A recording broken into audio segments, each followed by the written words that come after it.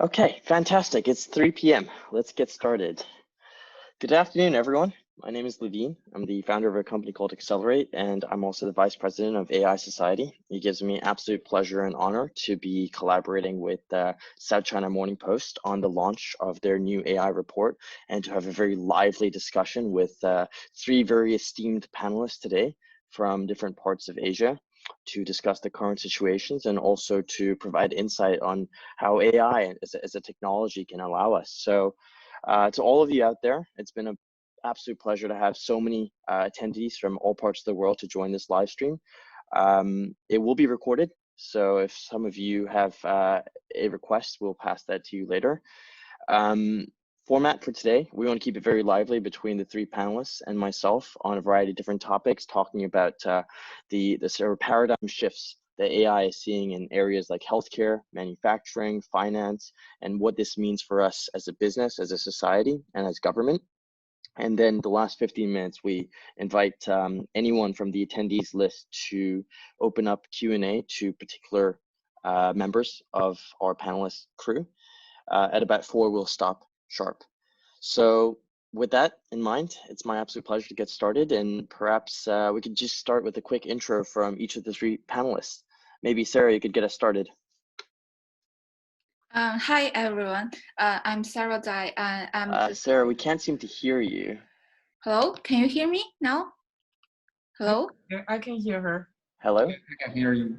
We can hear her. Hello, can you hear Yes, me? Yes. Hi, I'm Sarah Dai. I'm the senior reporter with South China Morning Post, covering tech. I cover artificial intelligence and mobility services, among other tech themes. And I joined the Post since 2017. And before I was with Taipei and China Daily for over 5 years. Okay.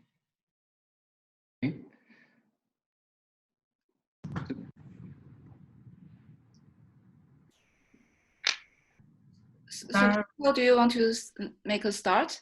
I'm not sure whether Levine can hear me. Maybe I can introduce second, then the last, the Professor Fang. So my name is Hao Chen. I'm the CEO of the Insight Medical Technology. So fantastic.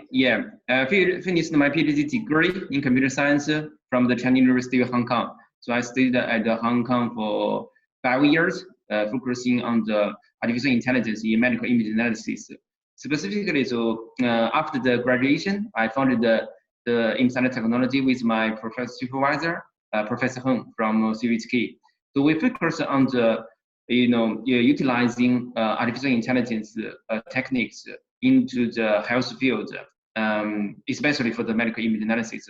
So currently, our company focuses on artificial intelligence for screening disease, especially, for example, the cytology, cervical cytology analysis. So because, for example, China has 100 million cases to be screened every year. So we developed this, advanced technologies to help speed the efficiency and efficacy of the whole screening process. So yeah, so that's the product we are working on. Fantastic. Thank you for the intro, Hao Chen. So I introduce myself? Yes, please, Pascal, a quick intro from you. Who are you? I am Pascal Feng. Hi. I'm a professor at the Hong Kong University of Science and Technology. I'm the director of the our Center for AI Research. So the mission of the center is to push for human-centric AI research and interdisciplinary and beneficial AI to benefit society. So this is a center that where we bring a lot of projects with industry collaboration and NGO collaboration and across all 4 schools at HKUST. So we have projects in areas such as education, healthcare, and other areas. Now, personally, I have been a researcher in speech and language processing since 1988. So I've worked in research labs around the world, and my core research with my team is focused on human-machine interactions, so including dialogue systems. In particular, we are pushing for, we are bringing the what we call empathetic machines the machines that can understand and empathize with humans to help humans better. So there are also applications in healthcare in particular and other areas. Fantastic, great. So thanks again, everyone, for a quick intro. I'd like to dive in to just hear a little bit on your thoughts on China's current investments in healthcare. You know, let's start as healthcare because it's such a pertinent topic right now, and that can be the basis of our first 20 minutes of discussion. Maybe we could start with Sarah. So I know that the SCMP has just announced this brand new China AI report, and you've surveyed a lot of executives and you've gone in detail to understand the healthcare landscape. You know, what are some of your key findings on the ground of how companies and governments are working together to fight pandemics with AI? Yeah, sure. The SCMP AI report is a research project in part based on our editorial teams reporting over the past 12 and 18 months. The report is very much conceived as a practical guide for business executives to learn what's really happening in China's AI industry. I know there are many AI reports out there, some focus on a broad overview, some on specific verticals. But there's a reference I really like and want to borrow, like in sort of explaining the connections among different factors in the development of AI.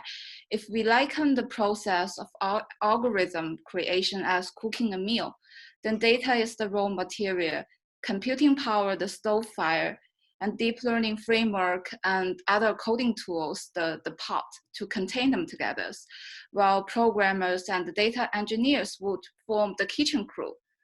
So what That's quite the analogy, Sarah. Yeah, so what we have been hoping to achieve is to gather all practical information in one place for restaurant owners, like enable a reality check on China's development from all those perspectives. And the report, we start off by analyzing some of the key themes like data, talent, and education. But we also looked at different verticals in China where AI is being applied, like in healthcare, smart cities, manufacturing, and autonomous driving. Right now, like you said, obviously there's a lot of things going on how AI is being applied to help combat the coronavirus and improve efficiency on China's healthcare services. Like many of you have probably known, AI is now being used to help early diagnosis of the disease just by using computer vision technologies on screening the CAT scan and speeding up genome sequencing, support online medical consultation platforms. And AI is also being used to develop prediction tools on the outbreak trajectory and help make better informed public health policies. Got it. So I think we could see it as AI is being used end-to-end in healthcare, both on the proactive or sort of diagnosis stage, also in combating it when people actually have it, and then of course for analysis at a countrywide level. Hao Chen, you're someone whose company and career has been all around using computer vision to pre-diagnose things like breast cancer, lung cancer. What are your thoughts on some of the advances that the AI domain as a whole has had to make so that we can combat this virus together? Okay, thank you. So I think Sarah gives a very good story about the whole end-to-end thing. So maybe I can give you specific example that we have been working on recently. So I try to actually explain the story from the radiology perspective, because actually the gold standard for diagnosing this COVID-19 disease actually is by the PCR. But at the early beginning, so there are not many tests, and there is not enough tests, and more importantly, actually there are lots of false negatives. So they try to actually diagnose it from the radiology perspective. So you take the patients and the patients actually do the CT scans. Then artificial intelligence can help in at least 3 perspectives. First, the screening part. So from the CT images, actually artificial intelligence systems can quickly locate the disease region. For example, the affected pneumonia and then help the diagnosis in the second stage. So try to distinguish whether there is virus affected or like other, non-virus affected pneumonia. In the third stage, because the patient takes the drugs, and whether the drug is effective or not, the radiologist need to do the follow-up test. So whether the region of the affected region is smaller or not. So artificial intelligence actually can quickly segment these regions and measure this size quantitatively. So the radiologist can have very straightforward how the disease is progressing. So from the CT scans, it's 300 slices. It's very tedious for the radiologist to analyze them, all the. So artificial intelligence actually plays a very important role in this process. So we have been working with the Shenzhen Third Hospital because it's the only hospital in China, in Shenzhen, that can take the patients from the COVID-19. So we have been working with them, and actually our system, it took about 1 week to develop this system, but it took 1 month to validate all these. So we are still validating, but now actually at least 10,000 cases have been utilized, have been through our system. So the radiologists actually, put it from the radiologists, they said it helped them a lot. Fantastic. So Pascal, I mean, your research and your career has been so much driven around where man and machine kind of intersect. And clearly this is an example where certain processes, i.e. radiology, better done by AI, and then man kind of helps on the more creative side. How do you see that working out in the healthcare, right? How do you see, particularly in areas like pandemic diagnosis and cancer research, where man and machine together can create a better, brighter future for us all? Yeah, thank you for the question. It's excellent. As I've always talked about, AI is a tool for humans to do better work. And then the panelists, the other panelists have already given a very excellent introduction to what AI can do today to combat this current pandemic. And so in terms of other areas, maybe I supplement a little bit of what have been talked about so far. So there, one thing we're doing currently, one project we're working on currently in collaboration with the World Health Organization, is to actually to come up with answers to specific questions, medical questions, based on current publications. So there have been perhaps 30,000 or more medical and scientific publications on COVID-19 so far. And there are many medical professionals, when doctors and other researchers, when they're doing their work, they need to basically look at prior work. But it's very difficult for an individual to read 30,000 papers. So we're working on information extraction system using natural language processing to answer questions that these medical researchers and medical professionals might have. For example, what are the risk factors? And the other side of the same thing is that we're trying to build a tool to combat disinformation. So I think a lot of people have heard of all these kind of rumors about how drinking bleach can cure COVID-19. And so how do you convince people that it's not true? So what we're working on is also to look at, all the scientific evidence that's been published. And we can say, there is no scientific evidence to this claim. There are many rumors out there. So that's not just specific for the pandemic, but also there are so many rumors about eating this will cure cancer and so on. In some cases, we've seen a recent example in the United States, somebody took a self-medication and died from it, right? So it can be misinformation, disinformation can be very dangerous. So we're actively working on combating disinformation and fact-checking and all that by using natural language processing and AI. At the same time, in my university, there are other professors also working on, CAT scan image recognition using for the similar application, and others working on prediction of the spread. And we are also working, so this is not a new project, but we've been working on a virtual therapist. So dialogue system that can talk to people who are under distress.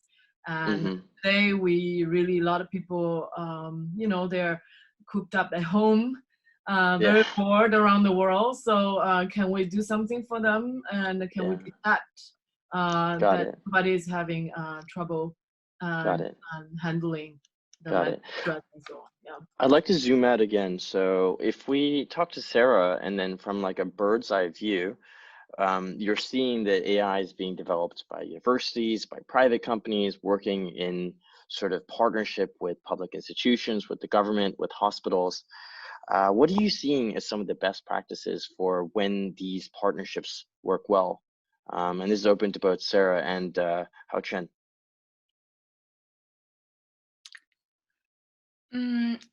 I would only share with my more from my experience, like because I'm based in Beijing covering tech. For China, the approach is more of the top-down approach. Chinese government devised a grand AI blueprint for the development of AI. And now they have handpicked over 10 companies to shoulder the research in different aspects, like computer visions or natural language processing. And we have seen actually I have a lot of admirations for private sectors and also universities. I think like for the government guidelines is always kind of evasive and not very clear, right? But it's actually the private companies and the universities like to engage collaboration. Like we have seen some Chinese tech companies funding the country's top universities like Tsinghua, or Peking University, funding their labs and doing joint research. And before it moves, and after it moves from the academic sphere, and the companies would develop more applications to popularize the technologies. I think Hao has a more perspective since Absolutely. he runs company. Yeah. Go for it. Chen Hao. Yes, since healthcare actually is one of the most actually serious, I mean, because it affects people's lives. So government actually has very strict laws on this perspective. So, but I would say actually over the 3 years, the government, the China government has tried its best to make the guidelines. So specifically for the healthcare, they released the first actually third class. So third class actually the CFD has been released this year. It's specifically for the heart actually.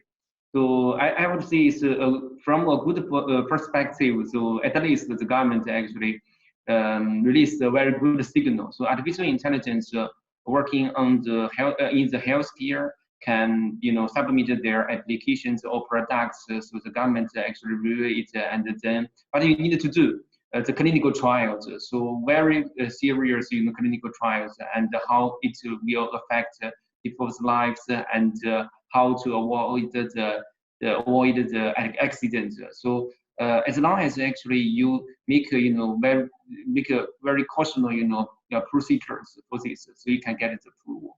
So I would say I would expect in the next 3 years, so more and more products can get the CFD approval, because we know actually in the United States they have a little more mature actually systems like the firewall 10K.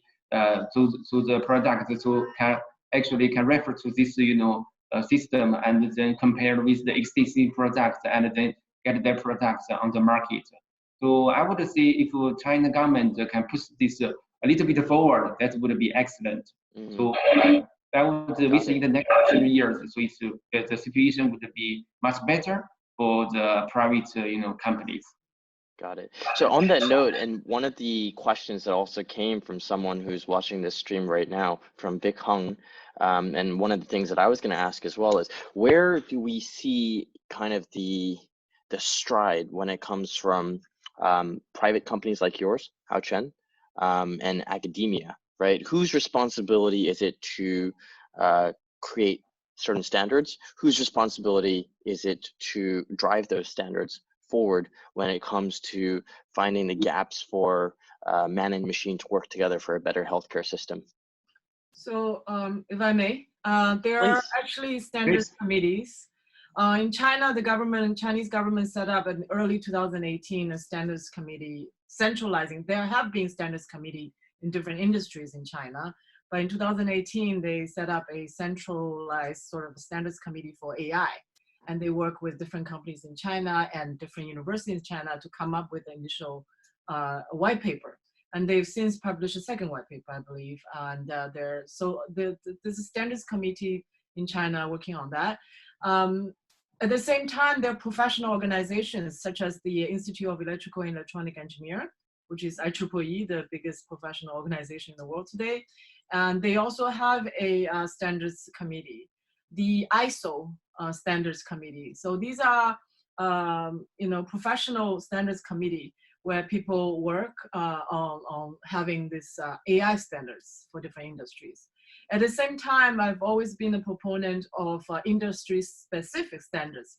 For example, in healthcare, I believe that whatever we come up with in terms of AI technology has to comply with the standards and the regulations in the healthcare industry.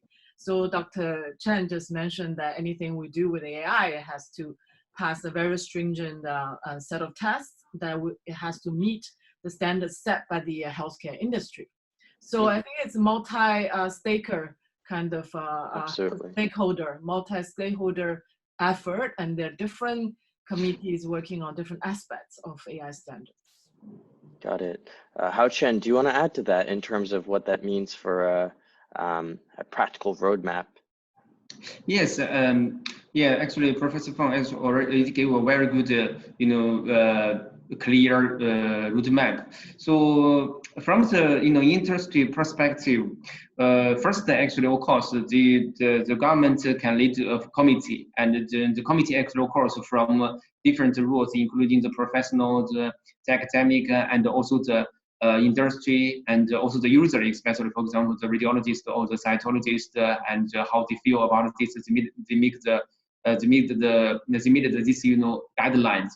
And remember, actually, at first, these guidelines can set the rules. And when a project really wanted to go through this, standard, there are lots of review. So because lots of things happened, we can't actually expect all the things at first. So we needed to in this whole process, we needed to discuss. For example, the first CFD released this year. According to my actually knowledge, they hold at least 5 meetings with all these professionals and discussed how it will affect and how to avoid, how to make the back plans. So it's a painful actually process, but we needed to go through this. Got it. So when you go into the granularities of building a roadmap, where do you see some of the current pitfalls, right? When public institutions are working with private companies to advance healthcare, is it in data transfer? Is it in data capture? Is it in data privacy? Is it in data engineering? Is it in algorithm design? And again, Sarah, your ground level view, and Hao Chen, your sort of in the zone, practical view. That would be really good to kind of compare where those challenges still are. And I really want to focus it around today, around fighting the virus, and of course, any other cancers that are relevant when it comes to computer vision algorithms. Like, where do we see the challenges today?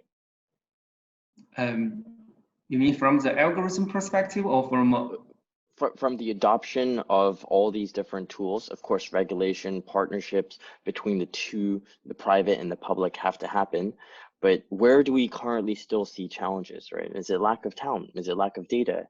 What are things that are preventing us from deploying AI even further from a roadmap standpoint in healthcare? All of the Where do you see challenges? Yeah. Sorry, what's that, Pascal? All of the above. Lack of talent. All of the above. Data. Yeah. We really have a dearth of talents. I would, sorry to interrupt, but up until maybe 5 years ago, there were very few students willing to do a PhD in AI. Dr. Chen must be one of the few brave ones at the time because it was not popular for decades. So this is why, that's how it led to this dearth of talent we see today, and therefore fewer practitioners than we need and the market needs. And then data. So I would say, for example, in a particular area of precision medicine, which which holds great promise for humankind, I would say, and a lot of things. So today, I think the most successful application of AI in healthcare is really, indeed, it's computer vision. It's this radiology help, right? You don't hear a lot of success stories because we just don't have enough data. For example, for curing cancer, precision medicine, you just don't have enough data of one type of cancer for different, for the particular demography. And why is that? Because, hospitals, clinics around the world have their own data. They're not aggregated. They're heterogeneous. They're not of the same format. And, for academics like us, what's frustrating is that we could do the algorithms. We can show that it works fantastic on a small test set, but we cannot really transfer that to real practice to save people's lives without real data. And to actually realize the promise of AI today. Mm-hmm. Sarah, in the companies that you surveyed as part of the report, did you find talent gaps and a lack of data structure and warehousing tools as things that are holding back AI deployment for healthcare? Yes, if I may continue using my restaurant and cooking reference, like China does lack at least a quality chef in this perspective, because China has a huge amount of STEM students, but they, like most of them, like based on our research, based on our findings, are good for basic codings and doing the grounding works. But still, China lacks senior scholars and the data scientists who can lead and spearhead, pushing the deep learning technology forward. So I would say China does lack talent in this sense. And also, speaking of Pascal's problems and concerns for data, I would say it has something to do with traditions of forming the world gardens across the country, across the world. First of all, the personal health data can be really sensitive to share within the country, let alone across border, right? And in China, the case is if you talk to hospitals, professionals, and talk to companies, they all have the ambitions to develop their algorithms, but hospitals have the data, and they are not allowed to share data beyond their physical buildings. So the Chinese startups I talk to have to send staff to just work there and work with them to build algorithms based on their data. So it's like China in general is not short of data, but you still have to find ways to break those walls, and still need a lot of preliminary work to be done to just tuning the data that make it more readily available for research. Yes. Mm-hmm. Fantastic. Hao Chen, are you feeling the talent drain? Are you feeling the drain on the availability and the privacy of data when a private company like yours is working with hospitals like Shenzhen Hospital?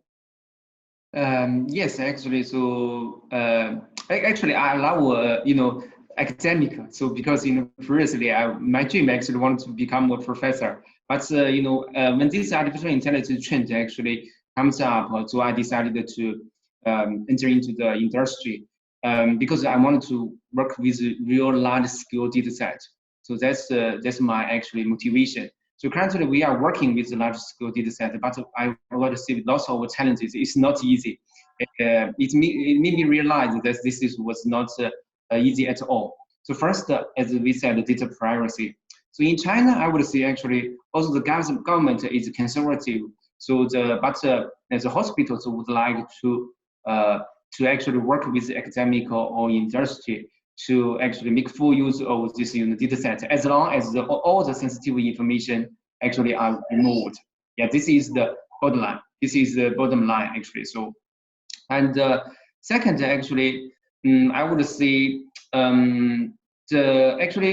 the generalization capability is very challenging actually in current artificial intelligence, because we can make it the algorithm work well for one hospital, but when we generalize to a different hospital, the multiple hospitals, it can be hard. So how make the whole system robust? You apply even different countries. For example, you make use of Chinese data set, right? Chinese data set. Will it work well for the US and Americans and Australians? So this is one problem. And also actually, because our system has been deployed in more than 30 hospitals in China, we can see the adoption rate. I mean the click rate. That means the radiologists click our system, because the radiologists are very busy. So if you think you are not useful, they will never click it. So we see the click rate is about above 70%. That means actually, for example, 1,000 cases in one CT cases in three hospital. That means actually 700 cases have been clicked by the radiologist. That's a really actually remarkable achievement. Yes. For the Fantastic. business model part, it may be difficult. So who will pick this? The radiologist, the hospital, or the government, or the insurance? So we are now actually working on that. I mean, the business model for the artificial intelligence in healthcare is also one big challenge. Yes, if I may, I totally agree. Like talking about the business viability is really important, because healthcare has been a really booming sectors for AI applications over the past year in China. Like for example, there was at one point over 400 startups focusing on AI, focusing on applying AI to detect the pulmonary nodules, the analysis of pulmonary nodules. But I will say it's one of the most risky bets, maybe besides autonomous driving, because none of them had received approvals from the CFDA, which means none of the companies had the access to really charge their services. So they have been researching this all for free. Like Hao has said, just last year, China had approved its first commercialization case in AI diagnosis, and it's about it's to treat heart disease. So like none of them had been profitable for over years, and they still need to continue plow ahead, advancing their algorithm without making a dime. So it's really it's really has been an issues, like they can't be sustainable for years. So they're struggling with capital, they're struggling with commercialization, and they're struggling with talent, and they're struggling with different data sets. So a lot of different challenges. Pascal, what do you think, on that topic of the need to have more chefs, the need to have more talent and more skills that are actively excited and energized to take these disparate challenges and apply them to successful commercial and of course public cases? Where do you see those trends? Like, where do you see what we can do as industry or as educators to inspire more talent to get into this industry ASAP? I think right now we don't have any problem with attracting people getting into the industry. I think the biggest bottleneck right now is